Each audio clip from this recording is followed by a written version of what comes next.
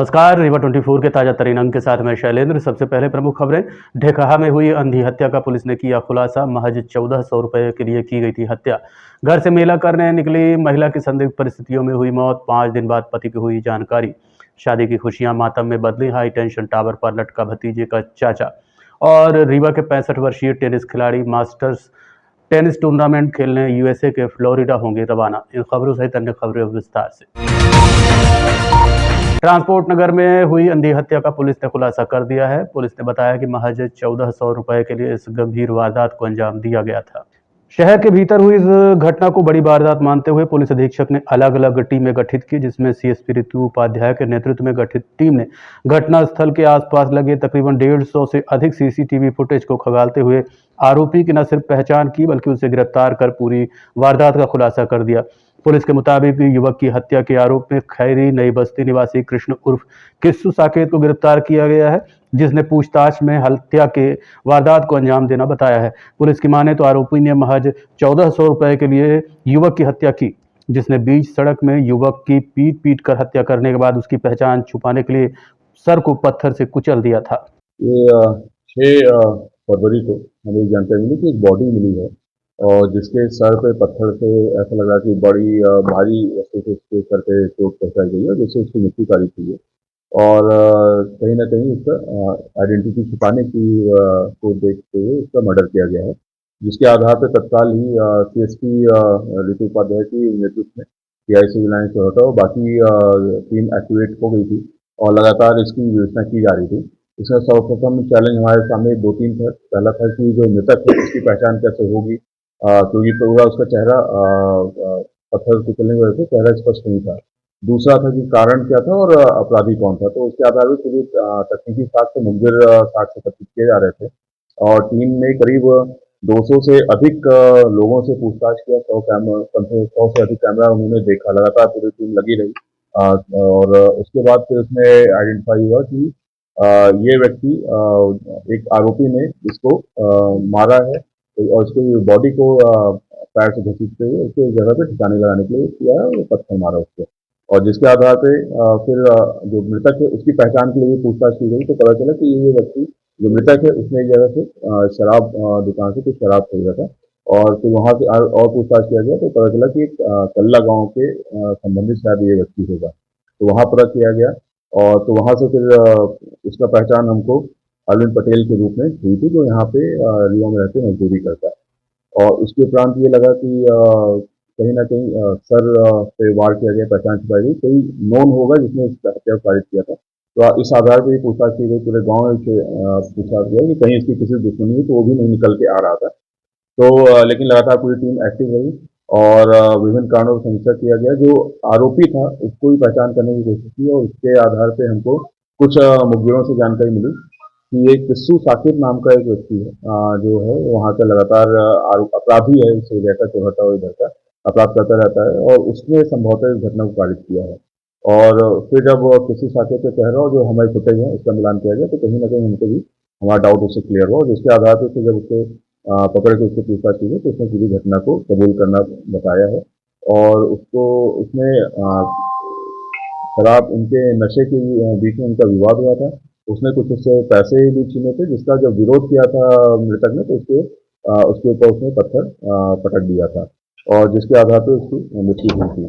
और इसमें किस्सू के पुराने भी के आपराधिक रिकॉर्ड हैं। इसके अलावा भी उसकी कई शिकायतें भी हमें एक दो और मिली हैं और जब इसको गिरफ्तारी हुई तो उसके बाद भी एक दो शिकायतें मिली। उसके परिवार भी इससे बहुत ही प्रताड़ित रहता है तो उनकी भी शिकायत इसमें मिली है, जिसके अभी इसके और पूछताछ हम कर रहे हैं कि कोई अन्य घटनाक्रम भी इसने किया है क्या। और ये लगातार इस प्रकार से पिछले 21 से 24 तक लगातार इस तरह के घटनाक्रम इसने किया है। बहरहाल पूरी टीम ने बहुत ही मेहनत के साथ और सूझबूझ के साथ इस पूरे घटनाक्रम का खुलासा किया, क्योंकि इसमें न सिर्फ मृतक बल्कि आरोपी और घटना का कारण सभी इसमें अज्ञात थे। सर ये दोनों साथ में देखते गए तो क्या इनका पहले से कुछ जानकारी इनकी कोई जानकारी सरहंगों से परेशान एक ऑटो चालक पिछले 4 महीने से गोविंदगढ़ थाने में रिपोर्ट लिखवाने के लिए भटक रहा है। अंततः आज एसपी कार्यालय पहुंचा और उचित कार्यवाही की मांग की है। कनौजा के रहने वाले शिवलखन बंसल ने बताया कि 4 महीने पहले वो सवारी लेकर टीकर आ रहा था। तभी रास्ते में अनुज सिंह परिहार उससे मिला। उसने शराब के लिए पैसे मांगे। पैसे नहीं देने पर अनुज ने गालियां देते हुए मारपीट की। इसके बाद जब रिपोर्ट लिखाने थाने पहुंचे तो वहां रिपोर्ट नहीं लिखी गई। कई बार कोशिश की, लेकिन जब पुलिस वालों ने रिपोर्ट नहीं लिखी तो 181 में शिकायत की। उसके बाद शिकायत काटने के लिए थाने से फोन आया। ये बात जब अनुज सिंह परिहार को पता चली तो उसने फोन करके गालियां देते हुए शिकायत काटने की बात कही और अब जान से मारने की धमकी दे रहा है, लेकिन पुलिस कोई कार्यवाही नहीं कर रही है। क्या विवाद? विवाद है तो मेरे साथ ऑटो से मैं एक टीकर से घर आ रहा था। मैं कनौजा साइड का हूँ। तो दारू पीने के लिए पैसा मांगे, नहीं दिया गया। तो फिर हमारे पास हमको गाड़ी से उतार के मारा गया और मेरा पैंट उठ फाड़ डाला, सेल्ट फाड़ डाला, गिच्ची दबा के मारा गया। फिर मेरे पास 2 सब पैसेंजर सवारी थी, वो छुड़ाने लगी। उनको भी गाली दे रहे थे। वो उन्हीं की गांव की थी। उनके घर के बाद की दुर्घटना है, उन्हीं के घर के सामने। तो रिपोर्ट लिखा है, क्या बोल रहे हैं? वो रिपोर्ट लिखाने गए थे गोविंदगढ़ में, तो रिपोर्ट नहीं लिखा गया मेरा। फिर मैं गवाही लेके गया तो FIR नहीं लिखा गया। फिर मैं फोन लगाए थे, सर वे मेरा वो FIR हुआ तो नहीं। बोले तेरी गवाही नहीं हुई। अब मेरा 4 महीना हो गया सर। अब क्या परेशानी आ रही है? परेशानी ये आ रही तो हमको अब धमकी दी जा रहा है। मैं 184 में फ़ोन किया था तो 2-3 बार किया तो कटवा दिए। एक बार और कर दिया तो अब थाना से वो वर्मा साहब ने बोले और ठाकुर साहब के फ़ोन लगाए हुए थे, अभी इस अब दोबारा शिकायत नंबर नहीं कटवाएगा ये मेरे कहने पर।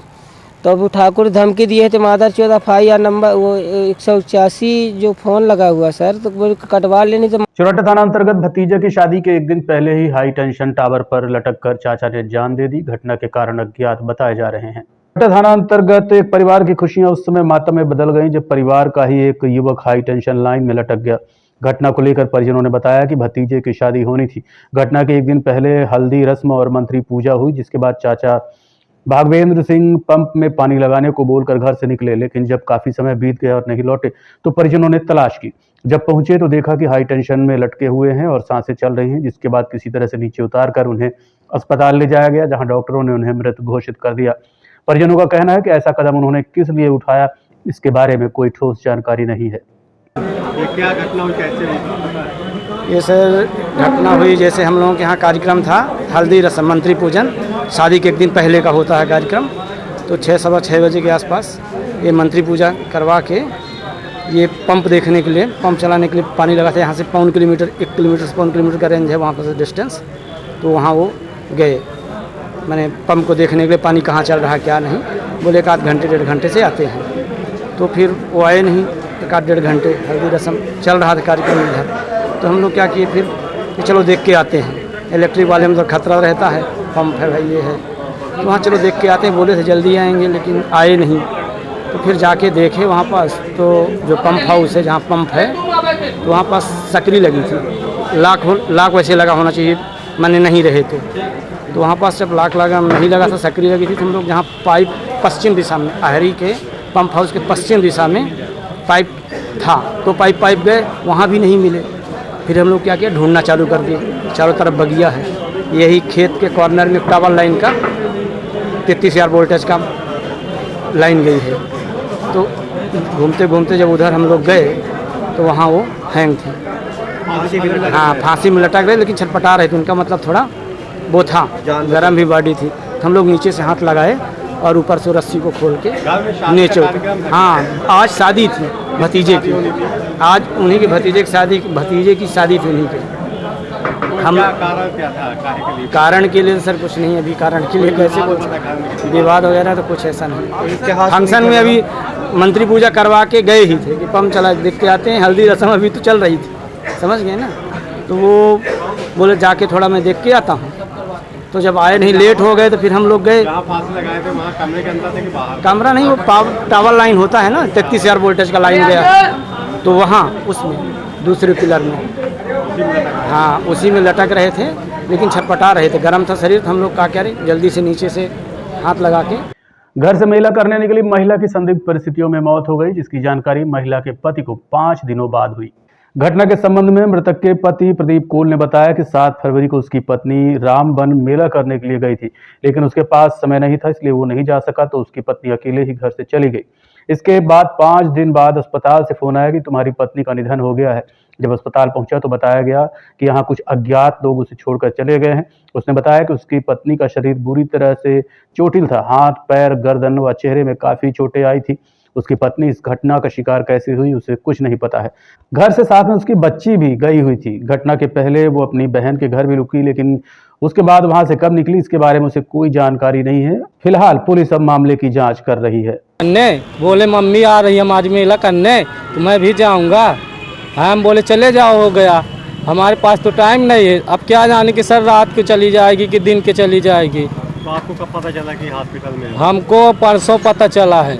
वो 10 तारीख को डॉक्टर साहब ने फ़ोन लगाया। जब उसके अंदर ब्लाउज के अंदर पाया होगा बैग होएगा, तो उसी में नंबर लिखा रहा है, तो उसी ने फ़ोन लगाया। तो मैं यहाँ से रीवा से काम करके जा रहा था जेपी मोड़ से, तो फिर वहाँ तक पहुँचे हैं रामपुर तक। रामपुर से फिर इधर आ गए। जब बता दिए तो मैं इधर लौटा के आया। 7 तारीख को घर से निकली थी, उसके बाद आपने पता नहीं किया? हम पता किए थे तो वो दूसरे के घर में थी। किसके घर में? वो एक नाम है औरत, बोरा नाम की औरत है, उसके घर में रही है। वो कहाँ की रहने वाली है? वो है कोनिया की। उसके घर में क्या है के लिए गई थी? वो इसके लिए गई थी, क्या जाने सर। अब उस मिल जाती साथ में तो बताती। क्या जान पहचानती की रिश्तेदार? जान पहचान थी, बहन थी हमारी, तो चली गई थी। सोचे भाई लड़ मारेंगे, गरियाएंगे, तो बहन के यहाँ चली गई। अब बहन से यहाँ से क्या जाने कहाँ चली जाएगी, अब बहन को भी नहीं बताई। क्या लगता है कैसे यहाँ पहुँची होगी, क्या हुआ होगा? वो अब उसके साथ हम नहीं बता सकते क्या हुआ। क्या शंका, आपको कुछ शंका है क्या उससे? शंका तो नहीं है सर। चोट भी लगी है? चोट बहुत, यहाँ एक्सीडेंट हुआ, हाथ टूट गया है, पेट में लगा है, यहाँ लगा है। अब क्या बताएं सर, कपाल भी फूट गया है। जिसके यहाँ गई तो उसने कुछ बताया? अरे वो है ही नहीं, वो भी भाग गई। वो कौन छोड़ के गया है? ये अब नहीं बता सकते सर। अस्पताल वाले क्या कहते हैं, कौन? वो अस्पताल वाले कुछ नहीं बोल रहे हैं, कहीं हमको छोड़ के यहाँ उतार के भाग गया है। अज्ञात में बता रहे हैं। अज्ञात में बता रहे हैं कि इसके कोई नहीं है। उप मुख्यमंत्री राजेंद्र शुक्ल ने रीवा से चाक घाट तक लगे शिविरों का निरीक्षण किया। इस दौरान श्रद्धालुओं के लिए सामग्री उपलब्ध कराई और आवश्यक दिशा निर्देश दिए गए। मध्य प्रदेश के उप मुख्यमंत्री राजेंद्र शुक्ल ने रीवा से चाक घाट तक विभिन्न शिविरों का निरीक्षण किया। इस दौरान उन्होंने प्रशासनिक अधिकारियों के साथ मिलकर यात्रियों की आवश्यकताओं का जायजा भी लिया और सुविधाओं की उपलब्धता की समीक्षा की। श्रद्धालुओं को खिचड़ी, बिस्किट, पानी वितरित किया गया, जिसमें वो अपनी यात्रा को बिना किसी कठिनाई के पूरा कर सकें। उप मुख्यमंत्री के इस दौरे में रीवा संभागीय आयुक्त BS जाबो, DIG साकेत पांडे, पुलिस अधीक्षक विवेक सिंह, SDOP मनगमा IS ओम प्रकाश, अनुविभागीय अधिकारी मनगमा PS त्रिपाठी, विधायक मनगमा, जनपद अध्यक्ष भाजपा मनगमा, भाजपा जिला अध्यक्ष सहित कई जनप्रतिनिधि और विभागीय अधिकारी मौजूद रहे। व्यवस्था आप देख ही रहे हैं कि सारे जितने भी हमारे कार्यकर्ता हैं, प्रशासन है और स्वयंसेवी संगठन है, सब यात्रियों को पीने के पानी से लेके भोजन, चाय, नाश्ता सभी की व्यवस्था में जुटे हुए हैं। और रीवा पूरे दक्षिण भारत और महाराष्ट्र के सारे जो नागरिक हैं, श्रद्धालु हैं, वो सब रीवा होके और प्रयागराज जा रहे हैं। तो आज तो स्थिति पे काफ़ी अब जाम की स्थिति नहीं है, लेकिन 2-3 दिन पहले जब बहुत भारी जाम होता था, 6-6 घंटे, 8-8 घंटे, 9-9 घंटे लोगों को इंतजार करना पड़ा। मैं तारीफ़ करना चाहता हूँ प्रशासन की, स्वयंसेवी संगठनों की, हमारे पार्टी के तमाम कार्यकर्ताओं की, तो उन्होंने किसी को कोई तकलीफ नहीं होने दिया। पानी, भोजन, चाय, नाश्ते का सारा इंतजाम किया।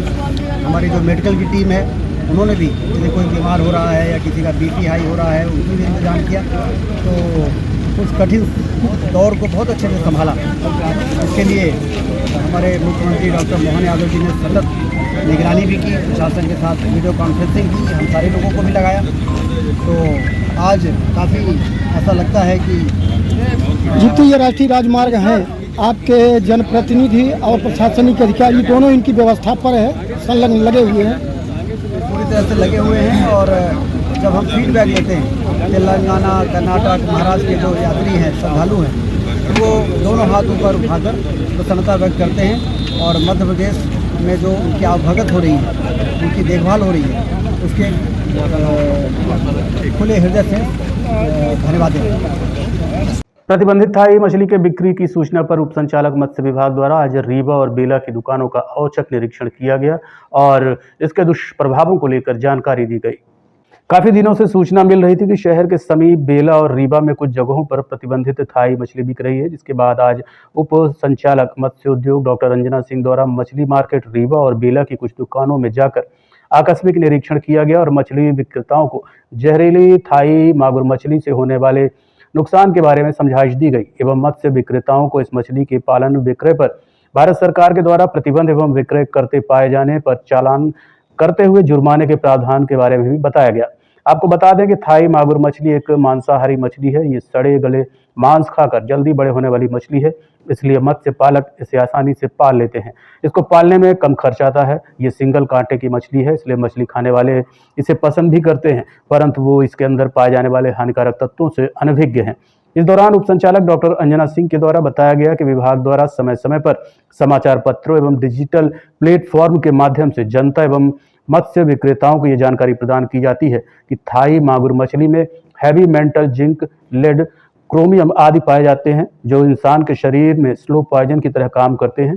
इसका असर मानव शरीर में तुरंत नहीं दिखाई देता, लेकिन ये कई प्रकार की जेनेटिक बीमारियां, इसके अलावा हृदय रोग, डायबिटीज, अर्थराइटिस और कैंसर जैसी खतरनाक बीमारियां पैदा करती है।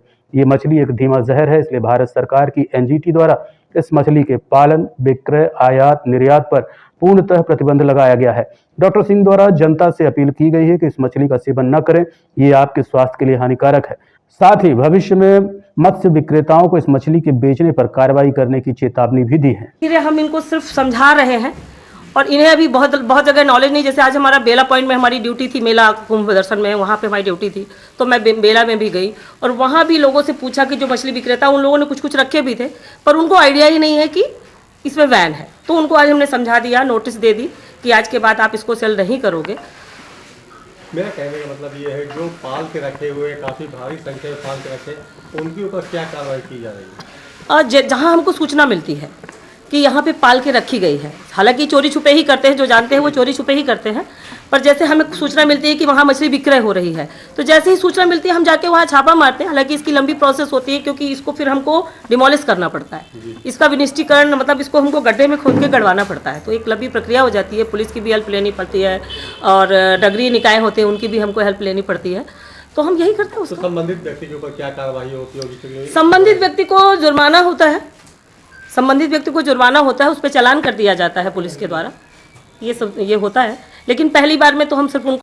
संत शिरोमणि रविदास महाराज की 668वीं जयंती के उपलक्ष्य में शोभा यात्रा एवं चल समारोह का आयोजन किया गया। माघ महीने में माघ पूर्णिमा के दिन पर मनाया जाने वाला गुरु रविदास का जन्म दिवस है।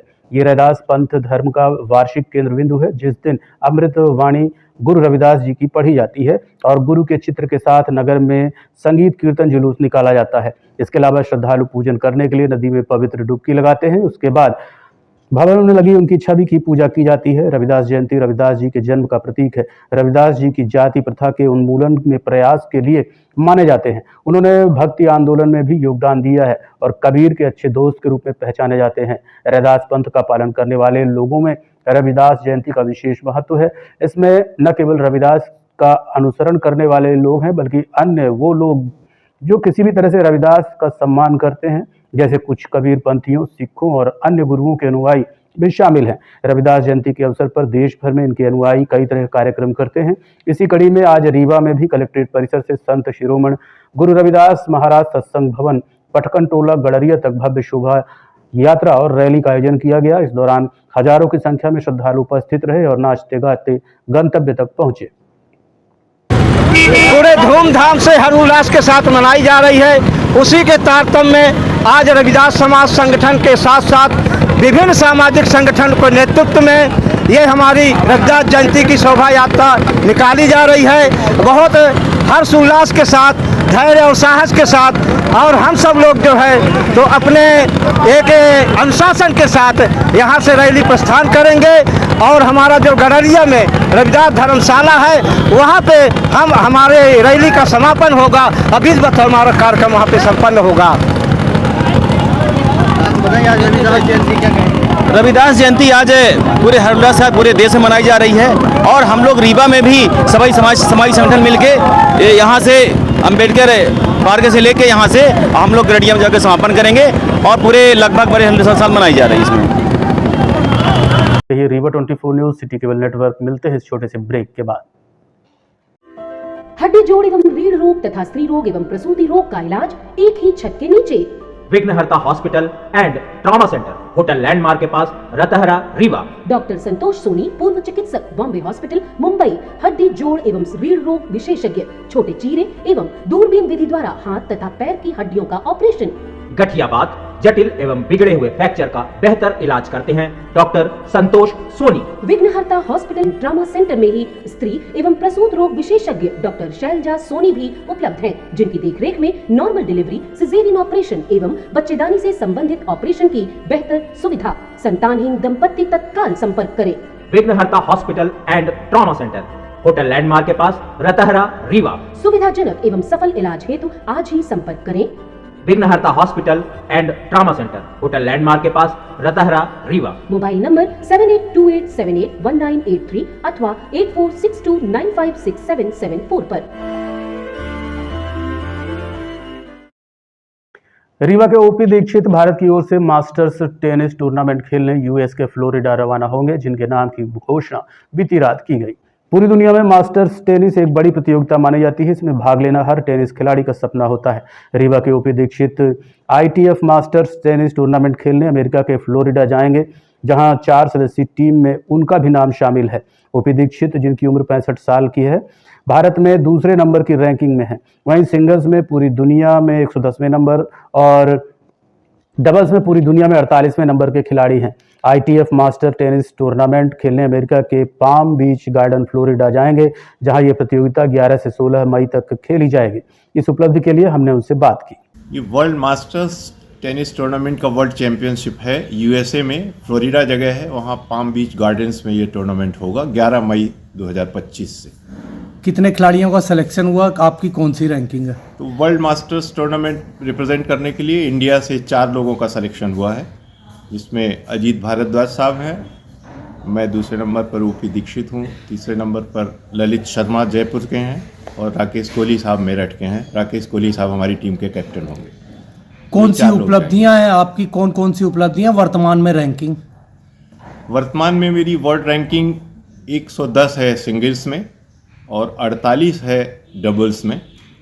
डबल्स टूर्नामेंट यहाँ ITF के मैंने 2024 से ही खेलना शुरू किया था और मेरे साथ एक ये संयोग था कि मैं 9 टूर्नामेंट लगातार डबल्स के मैंने लगातार जीते, जो एक रिकॉर्ड भी है। और सिंगल्स के भी 2 टूर्नामेंट मैंने जीते हैं। क्या बताना चाहेंगे आज के युवाओं को और अपनी कोई उपलब्धियों के बारे में? उपलब्धि मैं यही कहूँगा कि जिस एज में और जहाँ भी अगर कोई आप खेलते हो तो उसको खेलते रहें और इंथुजियाज्म लाएं कि हाँ हम कुछ कर सकते हैं। मेरे साथ भी यही हुआ है। हमारे साथियों का इनकरेजमेंट इतना रहा कि मुझे लगा कि मैं खेलूँ और कुछ कर सकता हूँ, तो उससे मुझे उपलब्धि मिली। और टेनिस काफ़ी लेट एज तक खेलते हैं लोग, 80+ तक भी लोग खेलते रहते हैं, तो एक ये भी बड़ा, तो मैं तो लोगों को कहता हूँ। आज के अंक में इतना ही। देखते रहिए रीवा 24 न्यूज़। नमस्कार।